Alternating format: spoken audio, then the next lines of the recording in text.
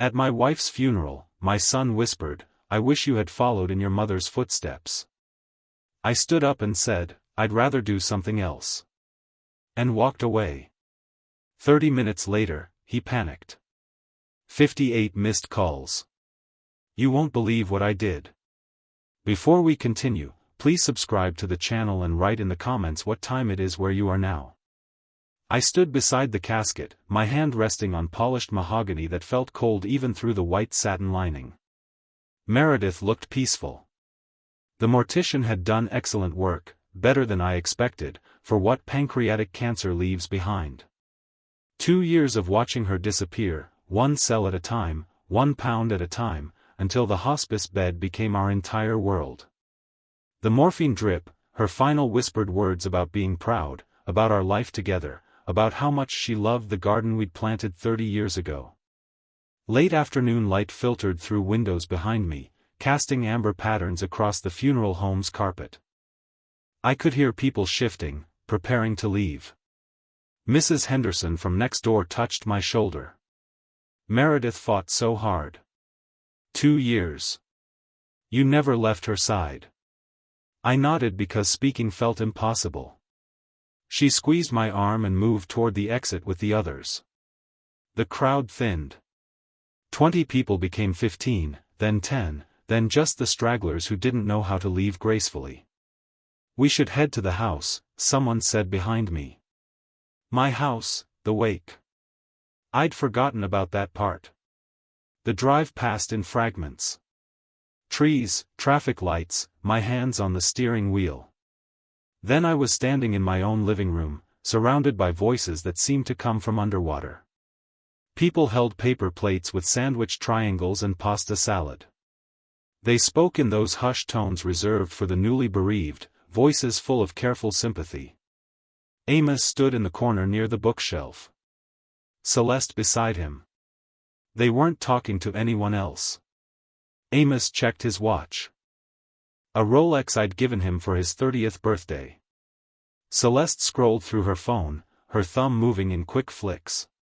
She laughed suddenly, then caught herself, glancing around to see if anyone noticed. Can we leave soon? Her voice carried farther than she intended. This is depressing. We're supposed to meet the Johnsons at 7. Amos shushed her, but not with any real conviction, just an automatic gesture. He checked his watch again. I moved through the rooms like a ghost in my own home, accepted condolences, nodded at stories about Meredith's kindness. Someone mentioned her volunteer work at the library. Another person recalled how she'd organized the neighborhood garden club.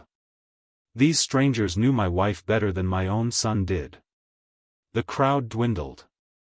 6 people, 4, 2, then just family. I stood near the fireplace, staring at embers I didn't remember lighting. The mantelpiece held framed photographs. Our wedding day, Amos as a boy. Vacations we'd taken when the world still made sense. Footsteps approached. Amos. He positioned himself between me and the door, blocking my view of the hallway. Dad, we need to talk about the will. His voice carried no uncertainty, no grief, no acknowledgement that we just buried his mother. Everything still set up the way it was, right? You didn't change anything. I turned slowly, looked at his face. Really looked. When did he become this stranger? This man who wore expensive cologne and impatience like matching accessories? What did you just say? The question came out quietly. Dangerous. He shifted his weight, irritation flickering across his features. Oh, come on. Don't play confused. He glanced at Celeste, who'd moved closer, forming a united front. We've been patient, living here, helping out, helping out. I repeated the words like I was testing them for meaning. Yeah, helping. But let's be realistic. Amos crossed his arms. Better if you'd followed Mom's path, old man. At least then we could finally live normally. We've been waiting long enough. Silence filled the room like water rising. I felt it in my chest, in my throat, behind my eyes. Not tears, something colder, clearer.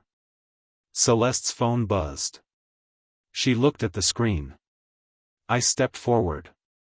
My hand had been gripping the mantelpiece. I hadn't noticed until I released it, until feeling returned to my fingers. I straightened my suit jacket, looked directly into Amos' eyes, held his gaze for 1 second. 2, 3, 4, 5. I'll do something else instead. I walked past him, past Celeste, past the photographs on the wall that showed a family that had never actually existed. Just a pleasant fiction I'd maintained through years of willful blindness. Through the front door, down the driveway. My Mercedes sat where I'd parked it that morning, a lifetime ago. The engine started smoothly. German engineering, reliable even when everything else crumbled. I backed out, shifted into drive, and headed toward the main road. The house disappeared in my rear-view mirror. My phone buzzed in the center console. I picked it up at the first red light, held the power button until the screen went dark and dropped it back into place. The Gulf Coast Highway stretched ahead, empty and dark except for my headlights, cutting through the gathering dusk. I drove without destination, without thought, just following the white lines and the steady rhythm of the road beneath my tires. I drove for 2 hours, not thinking, just following the coastal highway until exhaustion forced me to stop.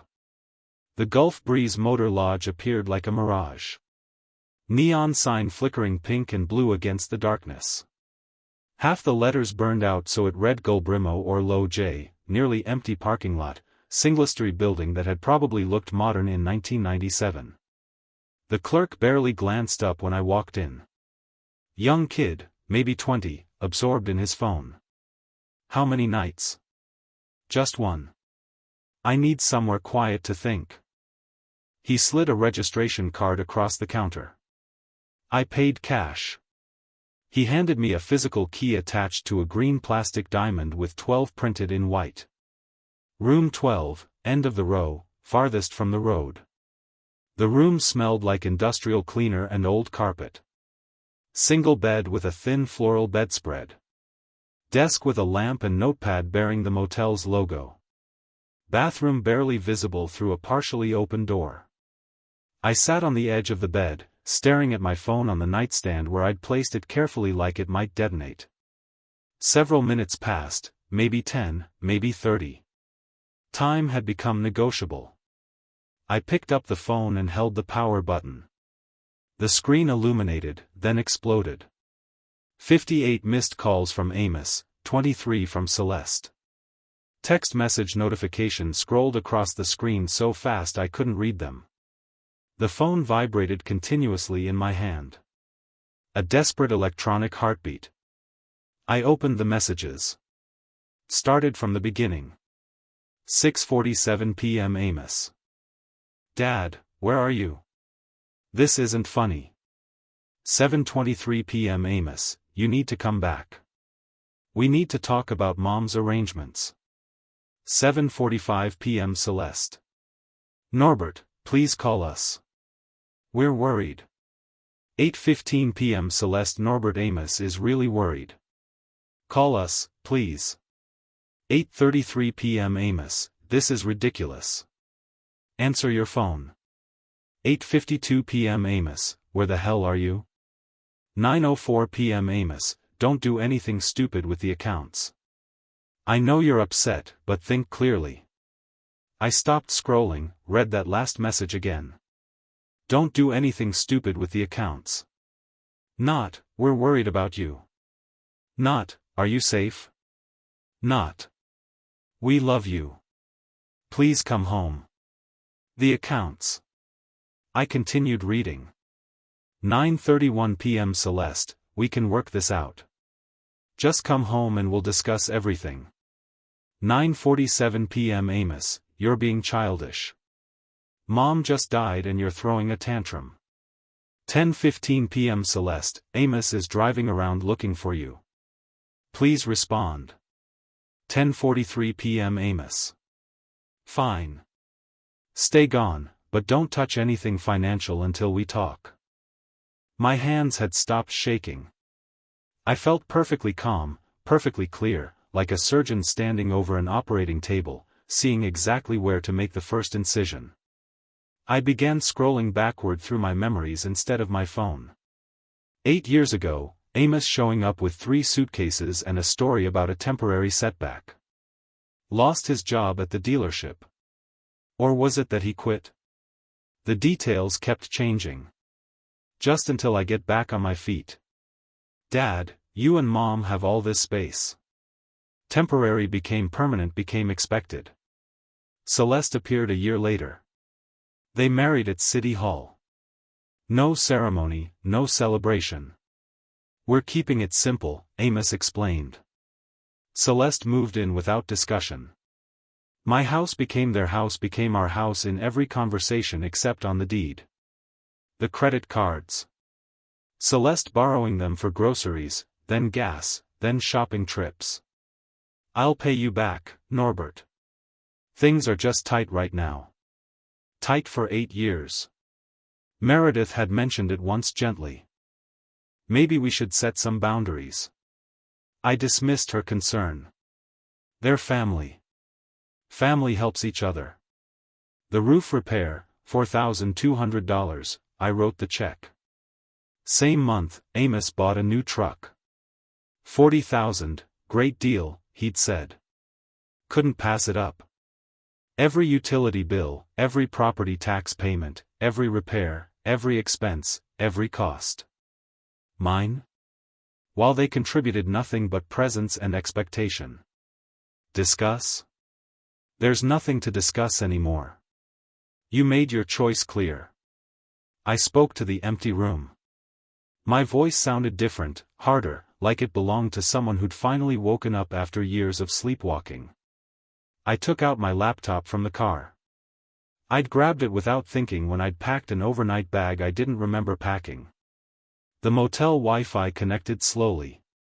I opened a browser and began researching. Florida property law, tenant eviction procedures, estate planning, financial power of attorney, credit card fraud, adult child exploitation. The notepad sat beside my laptop. I picked up the cheap ballpoint pen with the motel logo and began writing. Estate attorney, notary, bank manager, property deed documents, credit card statements going back 8 years, financial audit, change all passwords, contact credit bureaus, file police report if necessary. The list grew longer, more detailed. I organized information into categories: legal, financial, property, timeline. My phone buzzed. Another message from Amos. I didn't read it. Another from Celeste. Ignored. The phone kept buzzing, kept lighting up the dim room with each new notification. I turned it face down and continued working. Richard Kowalski. The name appeared in 3 different legal forms when I searched aggressive estate attorney Sarasota. One review called him ruthless but effective. Another said, hire him before your opponent does. A third mentioned he specialized in contested family matters and asset protection. Perfect. At 2 o'clock in the morning, I lay back on the bed, fully clothed, staring at water stains on the ceiling that looked like continents from an atlas of nowhere. My phone buzzed twice more. I didn't move to check it. Morning light crept through thin motel curtains. I had 3 hours of sleep and a completely clear mind. First stop, the office of Richard Kowalski, the most ruthless estate attorney in Sarasota. 3 days passed in the rental apartment. Furnished, impersonal, temporary, everything I needed it to be. The place came with a 6-month lease I'd signed without hesitation. Downtown Sarasota, 8th floor, windows overlooking buildings I'd driven past for 30 years without really seeing. I unpacked a single suitcase filled with clothes from my office locker at the clinic. Nothing from the house, nothing that belonged to that life. My phone sat on the kitchen counter, screen dark. 63 missed calls in 3 days. I hadn't listened to a single voicemail.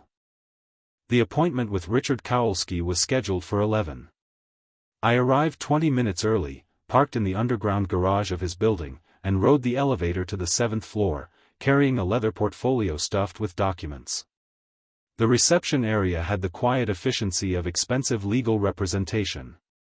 Glass, chrome, leather furniture that looked uncomfortable and probably cost more than most people's cars. A woman behind a curved desk looked up with a professional smile. Norbert Wallace. I have an 11 o'clock with Mr. Kowalski. He's expecting you. Would you care for coffee while you wait? No, thank you. She led me to a conference room with floor-to-ceiling windows overlooking Sarasota Bay. The water glittered in morning sunlight. Beautiful. I hadn't noticed beauty in years. Richard Kowalski entered exactly at 11. Tall gray hair suit that probably costs what I used to spend on family vacations. He shook my hand once, firm grip, then gestured to the table. Let's see what we're working with. I spread the documents across polished wood. Property deed, current will dated 2015, marriage certificate, bank statements going back 2 years, everything organized in chronological order, labeled with sticky notes. Professional habits die hard. Kowalski examined each page with the focused attention of a surgeon studying an X-ray. He made notes on a yellow legal pad. After 15 minutes of silence, he looked up. The house is entirely in your name. Purchased in 1988, correct? Before my son was born. Your son has no legal claim to the property whatsoever. He tapped the deed with his pen. None. This is solely yours. My phone vibrated on the table. Amos calling. I declined it. Kowalski noticed but said nothing. The will leaves your entire estate to your son. He flipped through the pages. Written 10 years ago. Standard beneficiary designation. 10 years ago.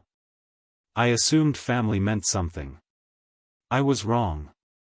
The words came out flat, factual. How quickly can we change it? New will can be drafted within days, executed within a week. Kowalski leaned back in his chair, studying me with the detached interest of someone who'd seen every variation of family dysfunction. More important question, do you want to revoke their residence? I want them out legally, permanently. What's the process? Florida law requires 30-day written notice for residents without a lease agreement. After that period, if they refuse to leave, we file for formal eviction through the court system. It's clean. It's legal. It's final. He pulled a blank form from his briefcase. I can prepare the notice today. My phone vibrated again. This time, a text message. I glanced at the screen, then read it aloud. You can't just throw us out. This is our home, too. Interesting word choice. Our home, not your home. Kowalski extended his hand. May I? I passed him the phone. He scrolled through several messages, his expression unchanging. Keep all of these. Don't delete anything. This harassment strengthens our position if this proceeds to court. He handed the phone back. Is there anything else you want to address? I need financial forensics. I pulled out the bank statements, pointed to highlighted sections I'd marked the previous night. I believe they've been accessing my accounts without proper authorization, taking more than what I consciously gave them. Kowalski took the statements, scanned the figures, nodded slowly. I recommend Susan Berg, forensic accountant. Exceptionally thorough. He wrote a name and number on his notepad, tore off the sheet, and slid it across the table. She'll find every dollar they've stolen, and it is theft, Mr. Wallace, regardless of family relationship. For the next hour, we discussed specifics, eviction timeline, will revision requirements, documentation needed for financial investigation. Kowalski explained everything in precise legal terminology, no sympathy, no judgment, just clean presentation of facts and options. I signed paperwork authorizing him to act as my attorney of record, to request complete bank records, to begin drafting a new will that would leave my estate to a combination of medical charities and the public library where Meredith had volunteered. One more thing, Kowalski stood, gathering his documents into a folder. You'll receive pushback, threats, emotional manipulation, possibly public confrontation. Don't respond. Don't engage. Every communication goes through me now. Understood? Understood. We shook hands at the door. I left with a folder of preliminary documents, a scheduled follow-up in 1 week, and Susan Berg's contact information burning a hole in my jacket pocket. The elevator descended slowly. I pulled out my phone, found Berg's number, and called before the doors opened to the parking garage. She answered on the second ring. Professional, efficient. We scheduled a meeting for 2 days later. Kowalski's words echoed in my head as I drove back to the apartment. It's clean. It's legal. It's final. That was all I needed. Susan Berg's office occupied a small suite in a professional building near the hospital.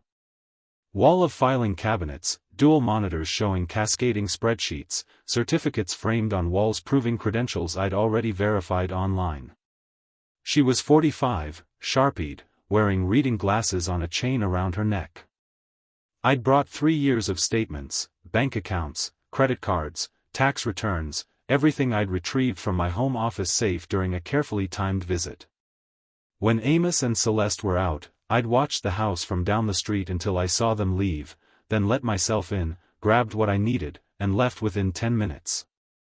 Berg spread the documents across her desk like a dealer arranging cards. Give me a minute. I sat in silence while she worked.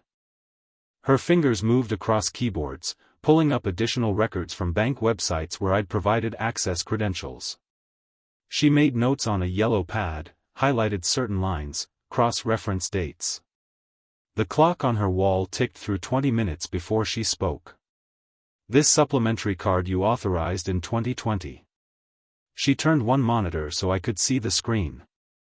It's been used exclusively at luxury retailers. Total across 3 years, $47,000. The number felt both shocking and inevitable. I authorized it for groceries and household emergencies. Show me one grocery store charge. Berg scrolled through pages of transactions. There aren't any. It's all personal luxury items. She read from the screen. Designer boutique 3,200, jewelry store 8,500, day spa package 1,400, high-end cosmetics 900. Her voice remained neutral. Clinical. Every single charge is luxury goods or services. No groceries, no household supplies, no emergencies. Celeste. The name tasted bitter. The card is in your name with her as authorized user. Legally, you're responsible for every dollar. Berg flipped to another spreadsheet. But this is more brazen. She highlighted a column of transfers. Each one showed money moving from our joint checking account, the one I'd set up years ago for household expenses, into an account with only Amos' name. The notes beside each transfer read like variations on a theme. Temporary loan will repay. Short-term assistance, emergency funds, paying back next month. Your son has withdrawn $83,000 over 3 years, each one marked as a temporary loan. Berg looked at me over her reading glasses. Not one repayment. Not a single dollar returned. The numbers swam in front of my eyes. 47,000, 83,000, 130,000 total. Gone. Stolen. While I paid for everything else, mortgage, utilities, property taxes, insurance, repairs, while Meredith was dying, and I was too exhausted to notice my accounts draining away. I want documentation for civil court, every transaction, every unauthorized use, every fraudulent transfer. My voice came out steady despite the rage building behind my ribs. And I want every card Can led today. Remove his access to all accounts effective immediately. Berg nodded, already typing. This is textbook financial exploitation. You have grounds for full recovery, plus interest and legal fees. She printed page after page of highlighted transactions. I'll notify the banks this afternoon. All cards will be cancelled by end of business. Account access revoked. I'll prepare a complete forensic report for your attorney within 48 hours. I photographed key pages with my phone. Documentation, evidence, proof that family was just another word for theft when you weren't paying attention. One more thing, Berg said as I gathered the papers. Change all your passwords, email, bank accounts, credit cards, everything. Use complex combinations they couldn't guess. Enable two-factor authentication on every account. I drove to the clinic for afternoon appointments. Tried to maintain normal professional routine. Saw patients, reviewed X-rays, discussed treatment options. Routine. Normal. Except nothing felt normal anymore. At 4:30, between patients, the waiting room erupted. I heard shouting first, then my receptionist's voice, strained and apologetic. Then Amos burst through the door to my examination area, face red, pointing his finger like a weapon. Dad, what the hell did you do? My card was declined. You blocked the accounts. I stood there in my white coat, stethoscope still around my neck from the previous patient. Through the open door, I could see the waiting room.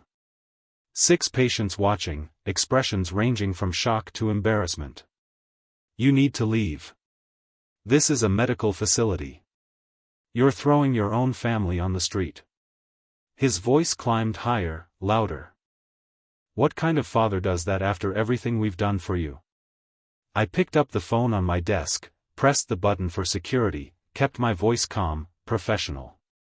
I need someone to escort an individual from the building. He's disturbing patients. You can't do this. Amos moved closer, jabbing his finger toward my chest. You think you can just cut us off? Throw us out like garbage? We're family. Security arrived. Marcus, who'd worked the building for 5 years, he placed a hand on Amos' shoulder. Sir, you need to come with me. Take your hands off me. But Marcus was bigger, trained, and utterly calm. He guided Amos toward the door with professional efficiency. Amos shouted over his shoulder as he was escorted out, "This isn't over. You'll regret this." Silence filled the examination area after the door closed. I could hear my own breathing measured and controlled. Through the window to the waiting room, I saw patients shifting uncomfortably, avoiding eye contact with each other. I walked out to the reception desk. 6 faces looked up at me. I apologize for that disruption. It won't happen again. I turned to my receptionist. Who's next? An elderly woman stood slowly using her cane for balance. As she walked past the reception desk, she stopped, looked directly at me with sharp eyes that had probably seen everything life had to offer. That was your son? She shook her head slowly. Speaking to you that way after a funeral? She didn't wait for an answer, just continued into the examination room, leaving her words hanging in the air like an indictment. I treated the rest of my patients without further incident. Professional, focused, but my mind kept returning to the numbers. $130,000 3 years while Meredith was dying. That night I drafted the eviction notice with Kowalski over the phone. 30 days. The law was clear and so was I. The envelope sat on my kitchen counter in the rental apartment addressed to my own house, 1247 Osprey Lane, the place where I'd raised a son who became a stranger. In the morning, I would deliver it personally. Morning light filtered through blinds I still wasn't used to.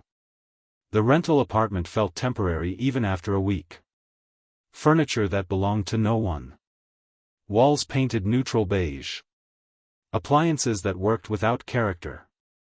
The manila envelope sat on the kitchen counter where I'd left it the night before.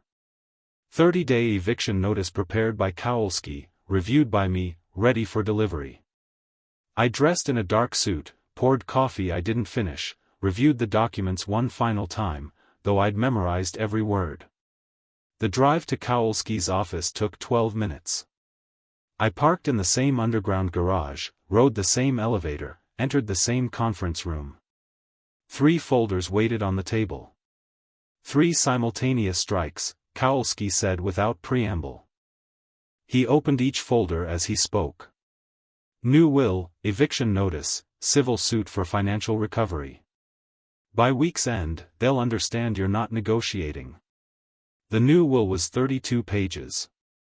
I read every paragraph, everything to the Meredith Wallace Medical Foundation, a charitable organization Kowalski had helped establish specifically for this purpose. The foundation would provide orthopedic care for underprivileged children. Free surgeries, free follow-up care, free physical therapy, everything Meredith would have wanted, everything that mattered. Nothing to Amos. 2 witnesses waited in the reception area, paralegals from Kowalski's firm. They entered, watched me sign, added their signatures below mine. The whole process took 4 minutes. 4 minutes to erase a son from inheritance. 4 minutes to choose charity over blood. The foundation will help children who actually need it, I said, handing the pen back to Kowalski. That's the legacy Meredith would want. He filed the document in his safe, permanent, irreversible, without my explicit instruction. The eviction notice next. Do you want a process server to deliver it or I'll do it myself? Kowalski studied me for a moment and then nodded. Understood. I drove to the house for the first time since the funeral. Osprey Lane looked exactly the same. Oak trees lining the street. Neighbors' yards well maintained. My own house standing solid at the end of the cul-de-sac. I'd bought this place in 1988, 37 years ago, before Amos was born.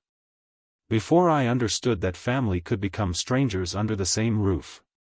Amos' truck sat in the driveway, new, expensive, purchased with money he'd stolen from my account while calling it a loan. I parked on the street, walked up the driveway carrying the manila envelope, my own front door, my own doorbell. I rang it like a visitor to my own life. Amos answered after 15 seconds. He wore athletic shorts and a t-shirt, barefoot, coffee mug in hand. His expression shifted from annoyance to confusion when he saw me. "Dad, what are you?" I handed him the envelope, didn't speak, just extended it across the threshold of my own house. He set down his coffee mug on the entry table, opened the envelope, pulled out the document, read the first lines, his face transformed, confusion melting into comprehension, then hardening into fury. "What is this eviction? You can't be serious. You have 30 days. The law is clear." I turned and walked back toward my car. Professional, controlled, surgical precision applied to family dissolution. "I'll fight this." His voice followed me down the driveway. "You can't just throw us out. This is our home." I got in my car, started the engine, drove away while he stood in the doorway of my house, still holding the paper that legally removed him from it. 4 days later, Amos hired Gregory Mills, a bargain attorney whose office occupied a strip mall between a nail salon and a tax preparation service. Mills filed a motion claiming verbal promise of inheritance and parental obligation to adult children. The preliminary hearing occurred on Tuesday morning, Sarasota County Courthouse, 3rd floor, Judge Patricia Hendress presiding. I sat beside Kowalski at the plaintiff's table. Amos sat across the aisle with Mills, who shuffled papers with the nervous energy of someone who knew his arguments were worthless, but needed to justify his retainer fee. Mills stood when called. "Your Honor, my client was verbally promised this inheritance. There's a moral obligation." Judge Hendricks held up one hand. "Counselor, verbal promises regarding inheritance hold no legal weight in Florida. Adult children have no inherent right to parental property. Does your client have any written documentation, any signed agreement?" "No, Your Honor, but the moral: this is a court of law, not morality. Hendricks looked at the paperwork in front of her. The eviction notice follows proper legal procedure. 30 days written notice to residents without lease agreement. Everything is in order. Motion dismissed. The gavel struck once. Final. In the courthouse, Kowalski shook my hand. Their attorney just wasted their retainer fee. The eviction proceeds as scheduled. Across the corridor, Amos glared at me. Mills spoke to him in low tones, probably explaining that no further legal options existed. Amos' jaw clenched, his hands formed fists at his sides, but he didn't approach, didn't speak, just stared with the helpless rage of someone watching control slip away completely. That evening, my colleague, Dr. Patricia Chen, forwarded screenshots from Facebook. Celeste had created posts in a neighborhood group. Norbert Wallace is abandoning his family, throwing us on the street after everything we've done for him after standing by him through his wife's illness. This is how he repays loyalty. The post included photos from Meredith's funeral. Celeste and Amos standing beside the casket looking appropriately grief-stricken for the camera. But beneath Celeste's post, the comments told a different story.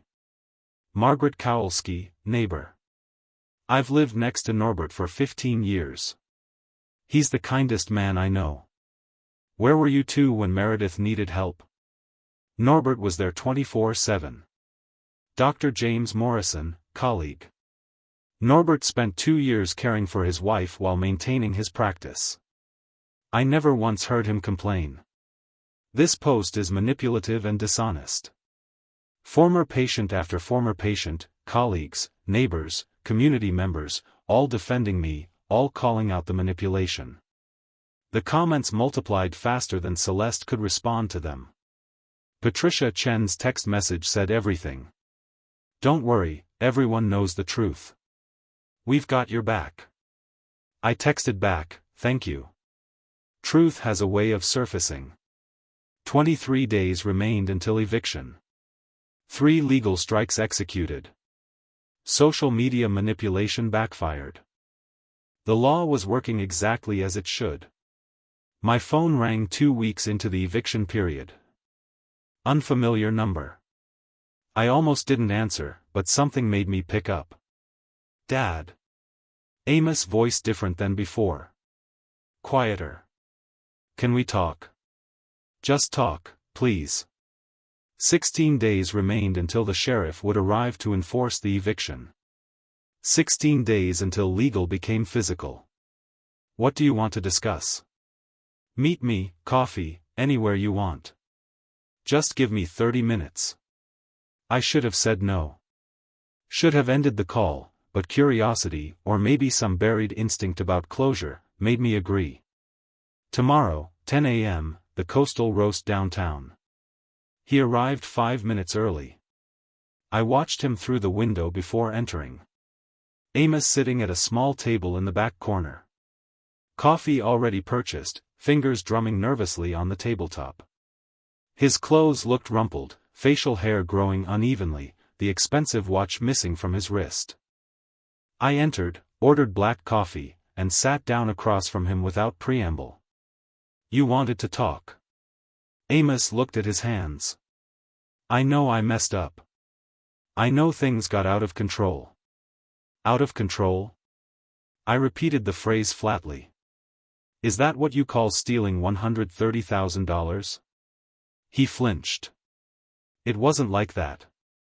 It was just we were struggling and you had so much and I worked for what I had for 40 years while you lived rent-free in my house and took whatever you wanted. I can pay some of it back. He looked up, desperation leaking through the attempted humility. Not all of it, but 50,000. I can get 50,000 together if you drop the lawsuit and we can work out rent payments. Something reasonable. We just need more time. The math was almost insulting. 50,000 on a $130,000 debt, staying in the house with reasonable rent after 8 years of contributing nothing. No, Dad, please. My answer is no. His composure cracked. What are we supposed to do? We can't afford housing in Sarasota. Celeste is threatening to leave me. My boss saw what happened at your clinic. Half the office saw the Facebook posts. I'm barely hanging on to my job. Perhaps you should have considered consequences before stealing from me while your mother was dying. The words landed like physical blows. Amos' face re-eamed. That's not fair. What's not fair is that Meredith asked about you during her final week. Asked when you were coming to visit. I told her you'd be there soon. You never came.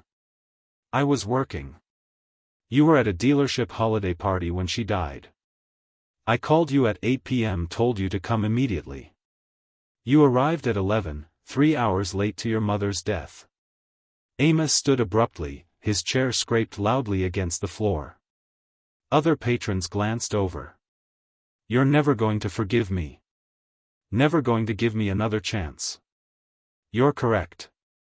He stared at me for 5 long seconds, waiting for me to soften, to relent, to offer something. I stared back and offered nothing. He left, walked out without another word. His coffee cup sat abandoned on the table, still half full.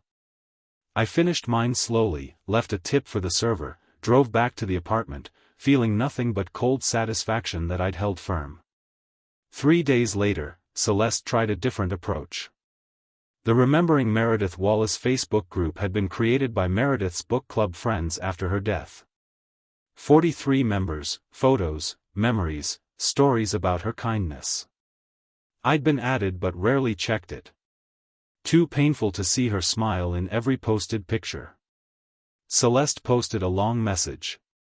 Today marks 3 weeks since we lost our beautiful Meredith. I've been reflecting on how much she valued family. She always said family was everything. Norbert, if you're reading this, please remember what Meredith would want. She wouldn't want her family torn apart. She'd want forgiveness, reconciliation, love. Please honor her memory by giving us a chance to make things right. The post included a photo of Celeste and Meredith from 2 years ago before the cancer became terminal, both smiling, happy. The manipulation was more sophisticated this time, invoking Meredith's values, using her memory as emotional leverage. It might have worked on someone who didn't know the truth. I waited 3 hours before responding. Let the post sit. Let people read it. Then I wrote my reply directly beneath it, visible to all 43 group members. Meredith spent 2 years in hospice care. Thanksgiving 2023. Amos chose a work party over dinner with his dying mother. December 2024, he visited 0 times during her final week. He arrived at her funeral 20 minutes late. Meredith died knowing her son couldn't be bothered to say farewell. Don't invoke her memory to justify your behavior. The response was immediate. Linda Chen, Meredith's book club friend. I visited Meredith every week during those final months. Norbert was there every single time. Exhausted but present. I never once saw Amos. Margaret Santos, hospice volunteer. I was with Meredith that final week. She asked for Amos. Norbert told her he was on his way. He never came. Norbert, you gave her comfort. Don't let them rewrite that. More comments flooded in. All supporting me, all confirming the truth. Celeste deleted her post within an hour, but screenshots had already circulated. That night, Kowalski emailed the final eviction order. Judge Hendricks had signed it that afternoon. The sheriff was scheduled for 10:00 a.m. on the 30th day, exactly as the law required. I stood in my apartment kitchen reading the email on my phone. 30 days had seemed long when I'd handed Amos that manila envelope. Now they'd passed like water through fingers. The 30th day arrived like clockwork. I stood in Kowalski's office reviewing the final eviction order signed by Judge Hendricks. The sheriff was scheduled for 10:00 a.m. I would be there to witness it. The morning arrived bright and inappropriately beautiful. Florida sunshine, clear sky, temperature already climbing toward 80 degrees. I stood in the driveway of my own house at 9:45, waiting beside my Mercedes. The sheriff's vehicle pulled up at 9:53. Deputy Marcus Chen stepped out, official eviction order in hand. Behind him, Derek Morrison's sedan parked on the street. The realtor I'd hired to assess the property's value. A notary public emerged from Morrison's passenger seat, carrying a clipboard and inventory forms. Deputy Chen nodded at me. Professional courtesy. We'd spoken by phone the day before to coordinate timing. He walked to the front door and knocked firmly. Sheriff's Department, I have an eviction order for Amos Wallace and Celeste Wallace. Open the door or I will be forced to make entry. Silence. Then muffled voices inside. An argument. Celeste's voice rising panicked. Amos saying something I couldn't hear through the wood. Chen knocked again harder. This is your final warning. Open the door. The lock clicked. The door opened.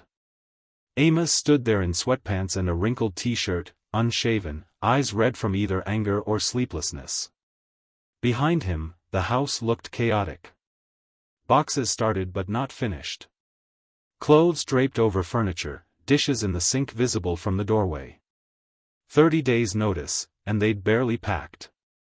This is harassment, Amos said, voice tight. We have rights, Chen held up the eviction order. You have 2 hours to remove personal belongings, personal clothing, and documented gifts only. Everything else remains property of the homeowner, he gestured to the notary. This is Mrs. Patterson. She'll document what you remove to prevent any future disputes. I stayed back near the driveway, letting Chen handle the procedure. Morrison stood beside me, taking notes about the property's condition. The morning sun cast long shadows across the lawn I'd mowed for 37 years. Amos and Celeste disappeared inside. Sounds of frantic movement followed. Drawers opening, closets being ransacked, voices arguing about what to take first.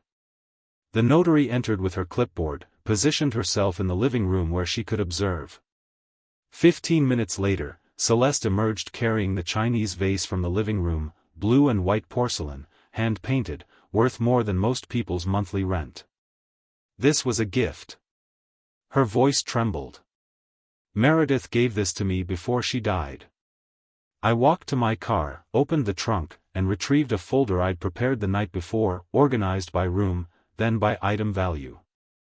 I flipped to the living room section, pulled out a receipt, and walked back to where Celeste stood, frozen in the doorway.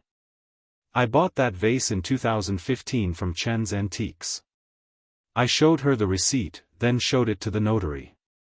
$2,800. My credit card, my property. Celeste's face crumpled. She set the vase down roughly on the entry table.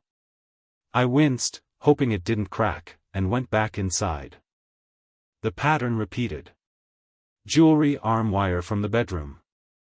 $1,200. I had the receipt. Landscape painting from the hallway. $3,500. Purchased at a gallery opening Meredith and I had attended. Designer chair Celeste claimed was a wedding gift from us. $4,000. My purchase, my choice, placed in our guest room that they'd commandeered. Each time I produced documentation, each time Mrs. Patterson marked her clipboard, denied. Homeowner property documented purchase. Amos control shattered around 11:30. He came charging out of the bedroom carrying a box of items the notary had already rejected, saw me standing calmly in the hallway, reviewing my receipt folder, and something inside him broke completely. He dropped the box, lunged, grabbed my shirt with both hands, and shoved me backward against the wall. You miserable old man. His face was inches from mine, spit flying with each word. You're stealing our lives. Chen moved faster than I expected for a man his size. Had Amos' arms pinned behind his back within 3 seconds. Hands off. Do that again and you're under arrest for assault. I straightened my shirt. said nothing. Looked at Amos until he looked away. You have 1 hour remaining, Chen said quietly, still restraining him. I suggest you use it for packing, not assaulting people. He released Amos slowly. Amos stood there breathing hard, fists clenched at his sides, but he didn't move toward me again. The last hour passed in tense silence. Celeste crying in the bedroom. Amos throwing clothes into garbage bags with violent jerky movements. The notary documenting everything with detached professionalism. At 12:15, a rental truck pulled up to the curb. Borrowed from a friend, probably too small to be from a commercial company. Amos and Celeste loaded it with pathetically little. Suitcases of clothing, some kitchen items that were genuinely theirs from before they moved in. A lamp, a coffee maker. 8 years of living reduced to what filled half of a 10-foot truck bed. They didn't look at me as they finished loading. Celeste got in the passenger seat, face buried in her hands. Amos stood by the driver's door, staring at the house. Our eyes met across the driveway. You'll regret this, he said. Not shouting anymore, just stating it like fact. I promise you'll regret this. 2 o'clock, I replied calmly. That's when the locks change. Don't come back. He got in the truck, started the engine, drove away without looking back. The sound of the engine faded down Osprey Lane until silence returned.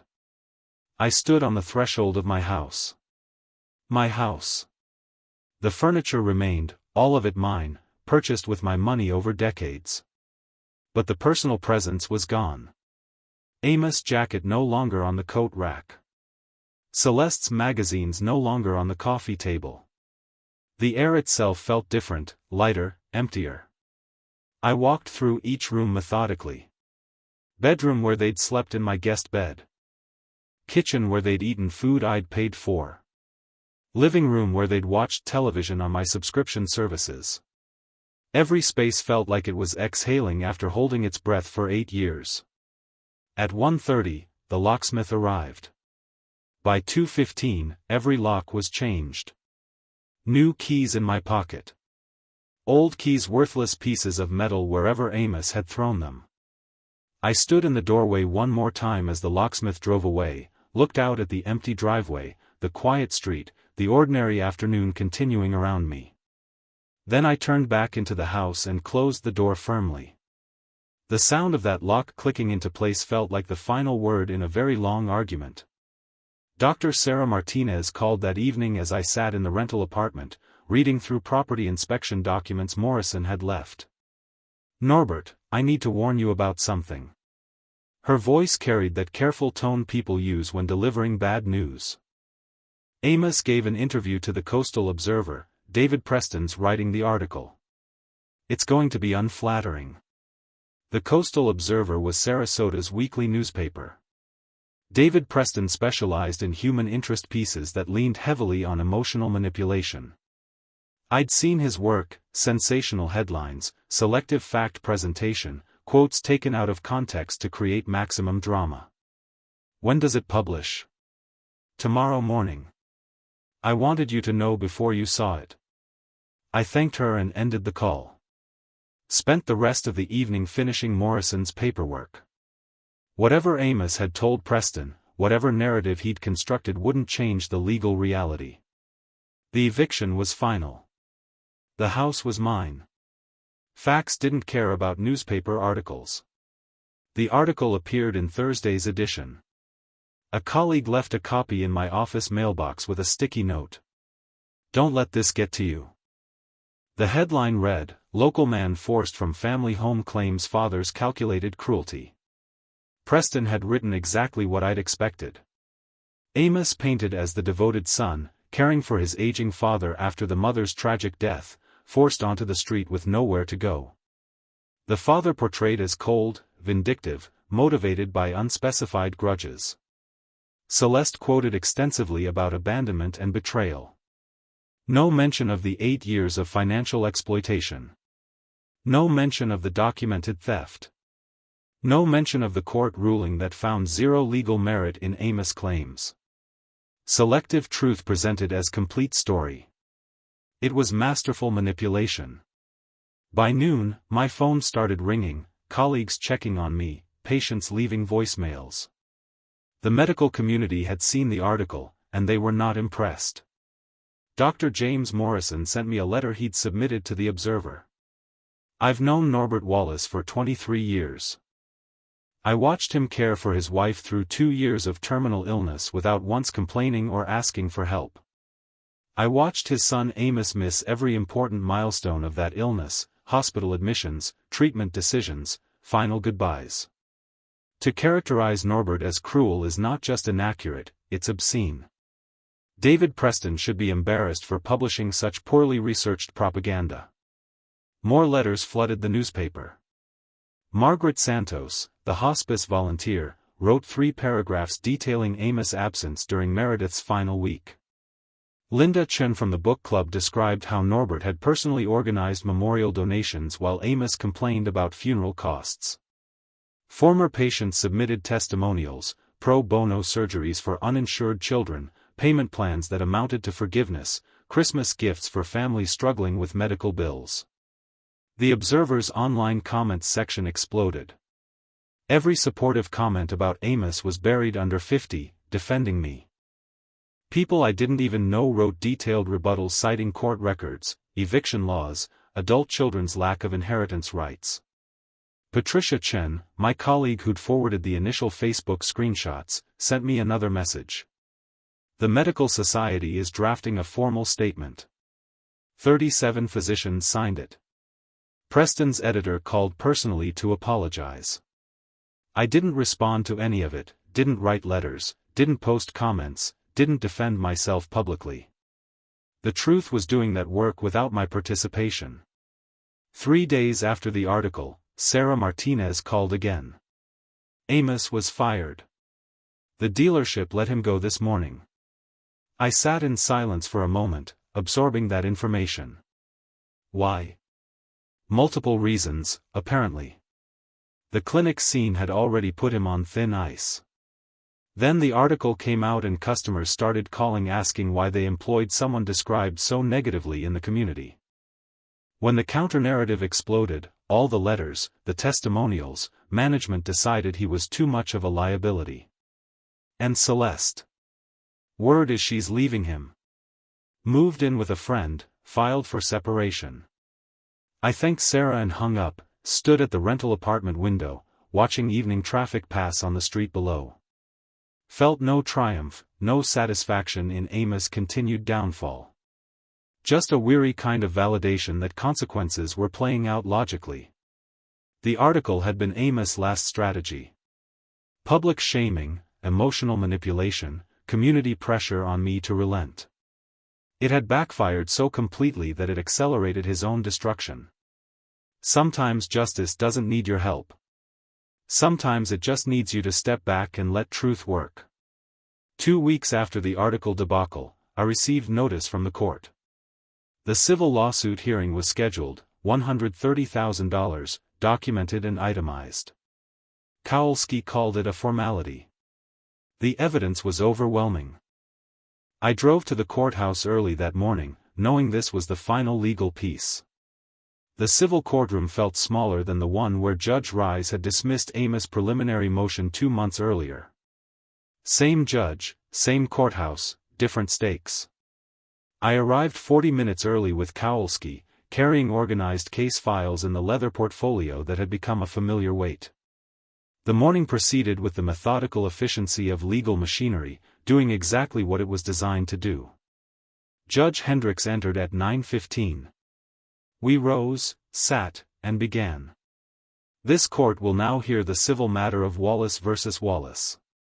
Case number CV 2025-1847. Hendricks adjusted her reading glasses. Mr. Kowalski, present your case. Kowalski called Sue Senberg as expert witness. She connected her laptop to the courtroom display and spreadsheets filled the screen behind her. 3 years of my financial life reduced to columns and highlighted cells. Over 36 months, the supplementary credit card ending in 4782 accumulated $47,000 in charges. Berg used a laser pointer to track down the spreadsheet. Analysis shows zero household or emergency purchases, exclusively luxury retail, jewelry, designer clothing, spa services, high-end cosmetics. She clicked to another screen. Additionally, defendant Amos Wallace initiated 63 transfers from joint household account to his personal account totaling $83,000, each marked as temporary loan with promise of repayment.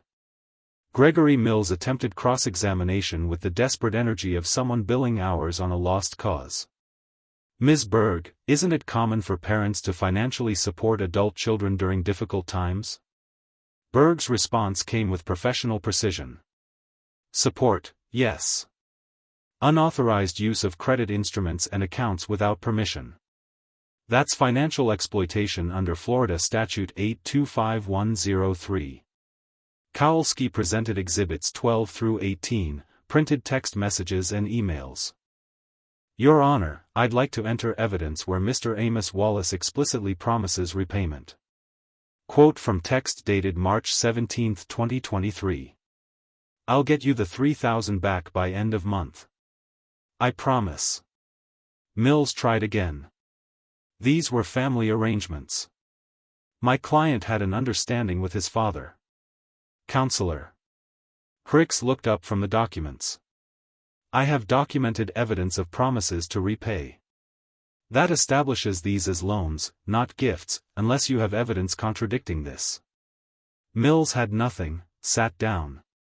Amos stared at the table in front of him, jaw clenched, wearing a cheap suit that probably costs less than one of Celeste's purses. I took the witness stand when called, answered Kowalski's questions directly, factually. Did you authorize the supplementary card for these specific luxury purchases? No, I authorized it for groceries and household emergencies only. When did you discover the unauthorized charges? During the forensic audit in March, I didn't know about them until Ms. Berg documented them. Mills stood for cross-examination. Dr. Wallace, you're a wealthy man. Surely these amounts didn't cause you financial hardship. The amount is irrelevant. It was theft. The principle matters. He had no follow-up. I stepped down. Judge Hendricks called for brief recess. 15 minutes later, she returned with her decision already prepared. The evidence had been that clear. The court finds for plaintiff Dr. Norbert Wallace. Defendant Amos Wallace is liable for $95,000. She consulted her notes. Due to statute of limitations on civil recovery, $35,000 of the earliest charges cannot be recovered. The remaining $95,000 shall be paid over 3 years. First payment due within 30 days. Monthly payments of approximately $2,640 thereafter. She looked directly at Amos. Failure to maintain the payment schedule will result in wage garnishment and potential asset seizure. This court is adjourned.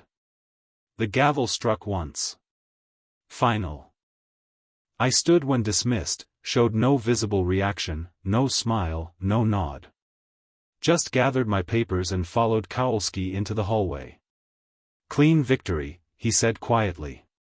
He'll be paying you for years. I'm not keeping it. The decision had been clear in my mind for weeks. Every dollar goes to the foundation. Kowalski nodded like he'd expected exactly that answer. I left through the side exit to avoid any possibility of confrontation. Drove back to the rental apartment. I still hadn't moved into the house, though the locks had been changed for 3 weeks. The place needed work first. Paint, new furniture, transformation from crime scene to home. That evening, Kowalski called. Thought you should know. Celeste filed for divorce. Official filing came through this afternoon. Quick timing. She specifically excluded herself from his debts. Smart legal move on her part. Smart woman, I said. Too bad she didn't apply that intelligence earlier. After hanging up, I stood at the apartment window watching evening traffic. Thought about Amos sitting in that courtroom, stone-faced, while the weight of consequences settled onto his shoulders. 3 years of payments, monthly reminders of theft, betrayal, exploitation, and every dollar would go to children who needed surgeries their families couldn't afford, children nothing like the man Amos had become. The foundation paperwork sat on my kitchen counter, nearly complete. The Meredith Wallace Medical Foundation 501c3 status approved. Bank account established. First consultation requests already arriving. Justice looked exactly like this. Methodical, documented, final. 3 months after the judgment, I stood on the back terrace of my house, watching morning light spread across the garden Meredith and I had planted 3 decades ago, August in Florida. Heat already building despite the early hour. The house felt different now. Fresh paint throughout, furniture rearranged, the bedroom where she'd spent her final months converted into a home office. I'd sold my practice in June. 35 years of orthopedic surgery reduced to contracts and wire transfers. The foundation needed a full-time medical director, and I discovered I needed something beyond what the operating room could offer anymore. My phone buzzed. Payment notification from the bank. Amos Wallace, $2,500 deposited, slightly under the court-ordered amount, but within the grace period Mills had negotiated. I archived the notification without reading it twice.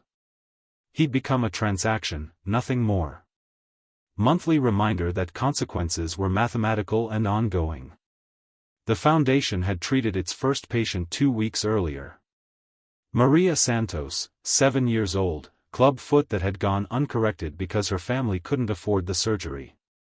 3 hours in the operating room, 6 weeks of casting, physical therapy covered entirely by the foundation. She'd walked without limping for the first time in her life last Tuesday. Her mother had cried in my office while Maria spun in circles, testing her new gait. That memory was worth more than any amount Amos would ever repay. Inside the house, I poured coffee and reviewed case files for the foundation. For surgical consultation scheduled for next week. 2 spinal corrections, 1 hip dysplasia, 1 severe scoliosis. Families who'd been waiting months, sometimes years, for treatment they couldn't afford. Now they'd wait weeks instead of years. The foundation had funding for 12 surgeries this year, mostly from the sale of my practice, supplemented by donations from colleagues who'd rallied during the newspaper debacle. The hospice room where Meredith had died was gone. In its place, a bright office with large windows overlooking the garden, desk, filing cabinets, medical references.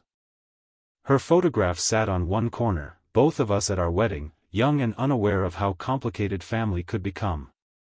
I looked at it sometimes, but didn't linger. She'd be proud of the foundation. That was enough. My phone rang.